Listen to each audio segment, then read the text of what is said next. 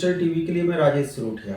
आज हम आपसे फिर एक बार मुखातिब हैं दिल्ली में फरवरी में होने वाले विधानसभा चुनाव को लेकर। दिल्ली में यूं तो विधानसभा का कार्यकाल जो है वो 25 फरवरी को खत्म हो रहा है, यानी कि चुनाव आयोग को हर हालत में 25 फरवरी के पहले चुनाव कराना है। लोग ये कह रहे हैं, आम आदमी पार्टी के लोग, कि महाराष्ट्र की तरह बीजेपी इन चुनावों को कार्यक्रम को घोषित करने में, आचार संहिता लागू करने में देर कर रही है। भारतीय जनता पार्टी ने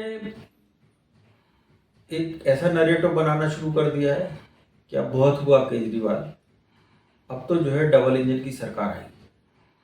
और उस मुहिम में, उस नैरेटिव को बनाने में मोदी और अमित शाह, जो सबसे बड़े स्टालवर्ट हैं बीजेपी के आज की तरफ, वो कूद पड़े हैं। आप देखते हैं कि आम आदमी पार्टी आज ये कहने लगे कि कांग्रेस और भाजपा मिल गई और वो मिलके जो है आपको हराना चाहेगी। वो केजरीवाल ये बात कह रहे हैं जिन्होंने कभी कहा था कि मैं अपने बच्चों की कसम खाता हूँ, ना कांग्रेस से गठबंधन करूँगा ना भाजपा से गठबंधन करूँगा। लेकिन उन्होंने अपनी जो पहली सरकार बनाई 2013 में, वो कांग्रेस की बैसाखियों पर खड़े होकर बनाई। बाद में उन्होंने बहुत चतुराईपूर्वक राष्ट्रपति शासनकाल के दौरान कांग्रेस के पैरों के तले की जमीन खिसका दी, क्योंकि कांग्रेस का जो वोटर था वो इस बात पे नाराज होगा कि जिस केजरीवाल ने अन्ना हजारे जैसे पवित्र व्यक्ति के नाम को आगे करके ये चुनावी राजनीति, जन आंदोलन को चुनावी राजनीति का जरिया बना दिया, जिससे अन्ना हजारे काफी नाराज हुए थे। अगर आप पार्टी से आप जुड़ते हैं तो फिर हम उसी को वोट देते हैं, और वो कांग्रेस का वोट वही शिफ्ट हो गया। और 15 साल की जो शीला दीक्षित सरकार की जो पुरनाई थी, जो दिल्ली के विकास की शिल्पकार थी, वो सब धरी की धरी रह गई। आज स्थिति ये है, हालात पलट रहे हैं। कहने को तो कहा जाए कि 2020 में आम आदमी पार्टी 53% वोटों के साथ में आई, मैदान में जीती थी।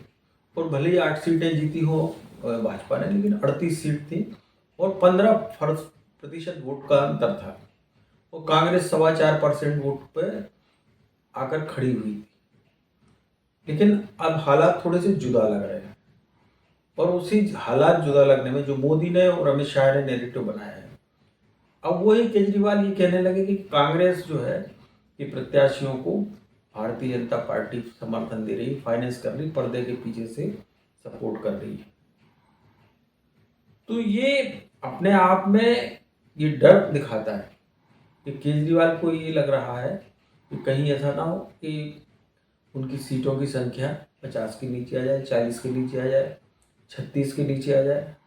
और ऐसा आ जाता है तो जो 2013 में बीजेपी के साथ किया था कि बीजेपी ने 31 सीट जीती थी और आप पार्टी 28 सीट जीती थी, लेकिन कांग्रेस की 7-8 सीटें जो मिली थी उसके सपोर्ट से उन्होंने 40 दिन अपनी सरकार चलाई। तो बाद में फिर कहा कि हम जो है कांग्रेस के साथ में नहीं जुड़ेंगे।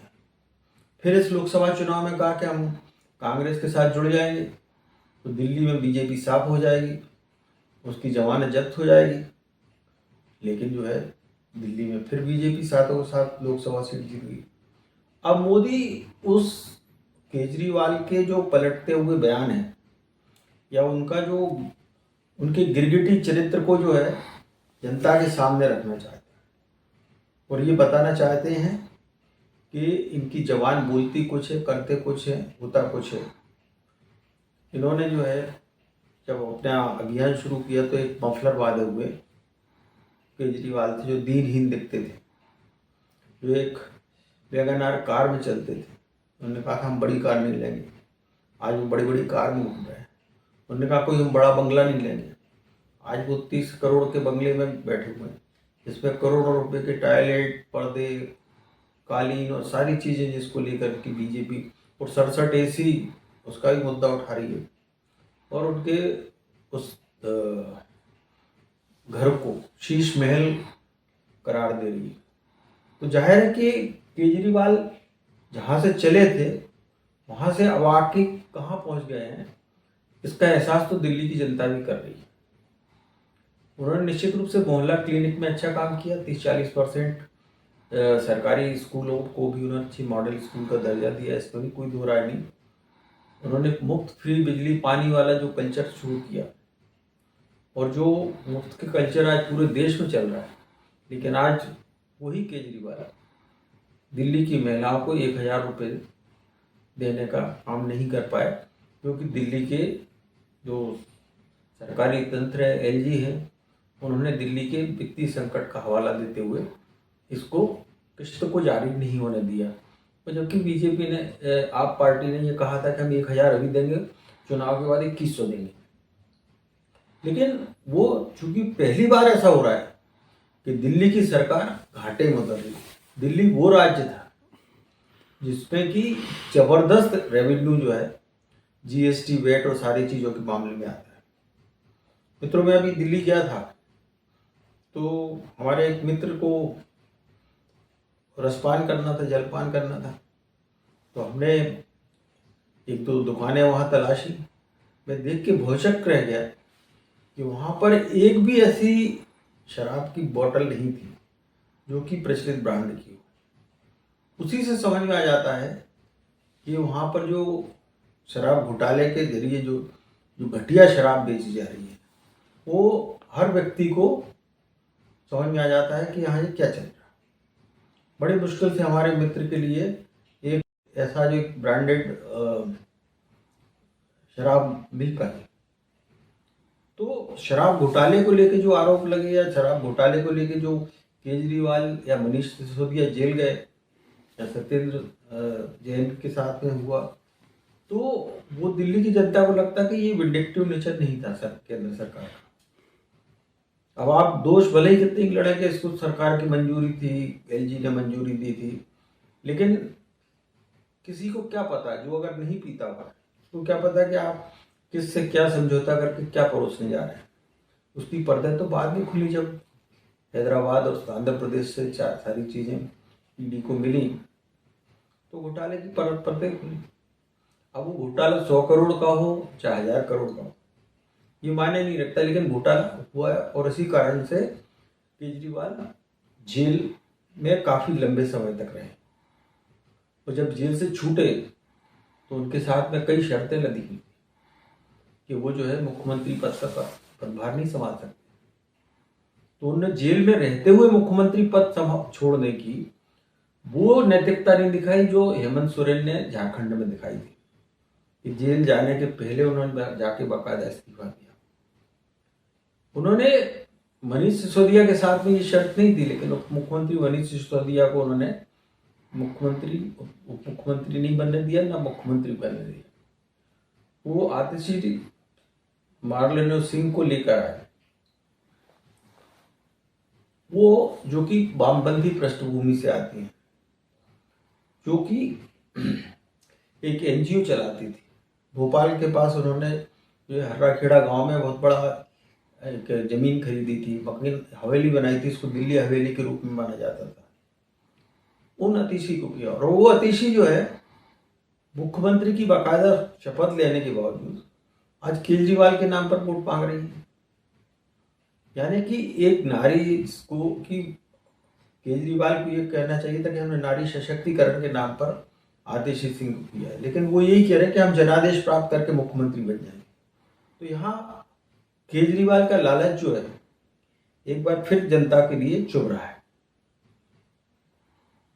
ये सवाल जो है ना, बहुत सारी चीजें हैं, और दिल्ली का जो विकास शीला दीक्षित ने किया, या जो मेट्रो का डेवलपमेंट उनके समय शुरू हुआ था, और जिसको कि यूपीए सरकार से होते हुए मोदी सरकार ने बढ़ा के नए आयाम तक पहुंचा दिया, कि आज अगर इतनी मेट्रो नहीं होती, इतनी 1000 किलोमीटर लंबी, तो दिल्ली की क्या स्थिति होती है प्रदूषण की, आप जान सकते हैं। क्योंकि आज ही क्या हालत है मेट्रो होने के बावजूद, जिनमें कि लाखों लोग चलते हैं। लेकिन आज केजरीवाल आज थोड़े डिफेंसिव मोड में दिखे।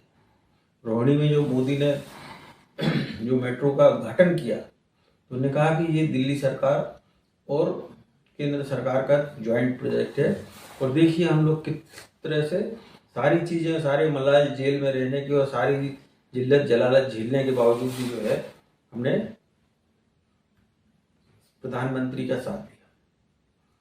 तो कांग्रेस ये कहती है कि मोदी जो है, मोदी की बी टीम केजरीवाल है। अब केजरीवाल कह रहे हैं कि कांग्रेस जो है मोदी की बी टीम बन गई है, बीजेपी की बी टीम बन गई है। कांग्रेस की छटपटाहट इस बात को लेकर है कि उसने जो है 11 साल 15 साल पहले, 10 साल पहले जो अपना वोट खोया है, वोट बैंक खोया है, उसको पाने की, वापस पाने की अकुलाहट उसमें। बीजेपी को लगता है कि जितना वोट बैंक कांग्रेस के पास खींचेगा उतना ही केजरीवाल को घाटा होगा और उतना ही भाजपा को फायदा होगा। हो सकता है कि भाजपा 2013 की स्थिति के आसपास फिर पहुंच जाए और केजरीवाल लुढ़क के 30 के आसपास आ जाए। लेकिन आगे क्या होगा, किस तरह के हालात करवट लेंगे, ये अलग बात है। लेकिन सबसे बड़ी समस्या ये है दो चीज़ों की, जो कि आप और कांग्रेस के बीच में दो लोग झूल रहे हैं। दिल्ली का एक बहुत बड़ा मुस्लिम आबादी वर्ग, इनमें की कई बांग्लादेशी, घुसपैठी और रोहिंग्यास भी हैं, जो आम आदमी पार्टी के साथ इंटैक्ट हो गया। लेकिन अगर वो जाएगा तो कांग्रेस के साथ इंटैक्ट जाएगा या बीजेपी के साथ जाएगा, क्योंकि मुस्लिम हमेशा स्ट्रेटेजिक वोटिंग करते हैं। दूसरी समस्या ये है कि आतिशी सिंह के चलते जो वामपंथियों का एक बड़ा समूह, प्रभावशाली समूह है दिल्ली में, जो कि कांग्रेस के साथ इस समय और राहुल गांधी के कंधों पे सवार है, वो राहुल गांधी की लाज बचाने के लिए रहेगा या आतिशी सिंह के साथ, उनके जो पिता, उनकी माँ जो जिस तरह से वामपंथी पृष्ठभूमि से रहे दिल्ली यूनिवर्सिटी में, उनके साथ रहेंगे। तो चुनाव बहुत दिलचस्प होने वाले हैं और बीजेपी लगातार ये नैरेटिव बना रही है कि इस बार हम केजरीवाल को पटकनी दे सकते हैं। और केजरीवाल जिस तरह से हर रोज बीजेपी के आरोपों के बारे में अपनी कैफियत दे रहे हैं, उसमें से कुछ गलियां उतरती है, कुछ नहीं उतरती है। तो हालात मतलब साफ है कि वो 68 और 62 वाली सीटें जो उन्होंने ली थी पिछले दो चुनावों में, वो हालात तो नजर नहीं आ रहा और चुनाव का मुकाबला दिन ब दिन कशमकश पूर्ण होता जाएगा, क्योंकि कांग्रेस ने भी इस बार कमर कस ली है। संदीप दीक्षित को अगर केजरीवाल के सामने उतारा है तो निश्चित रूप से इसमें समझ में आता है कि कांग्रेस गंभीर है। अगर उन्होंने आतिशी के खिलाफ अलका लाभा को उतारा है तो मान लीजिए गंभीर है। अगर उन्होंने सोमनाथ भारती के खिलाफ मालवीय नगर से जो है जितेंद्र नागर को उतारा है तो आप समझ लीजिए कि मामला गंभीर है। अगर उन्होंने घेराबंदी की है कांग्रेस भाजपा ने मनीष सिसोदिया जी की, जो कि पटपड़गंज से जंगपुरा पहुंचे, तो आप समझिए कि मामला गंभीर है। अब इन सब चीज़ों के बीच में जो मुफ्तखोरी के वोट के चक्कर में जो आप पार्टी के साथ जुड़ा हुआ वोट बैंक है, वो कितना उनके साथ बना रहता है और कितना टिकता है। मित्रों, मुकाबला चलता रहेगा, चीज़ें आती रहेंगी, हम आपको अवगत कराते रहेंगे। आपको अच्छा लगे वीडियो तो लाइक करें, शेयर करें, सब्सक्राइब करें। फिर अगली बार मिलेंगे किसी नए विषय के साथ। तब तक के लिए धन्यवाद।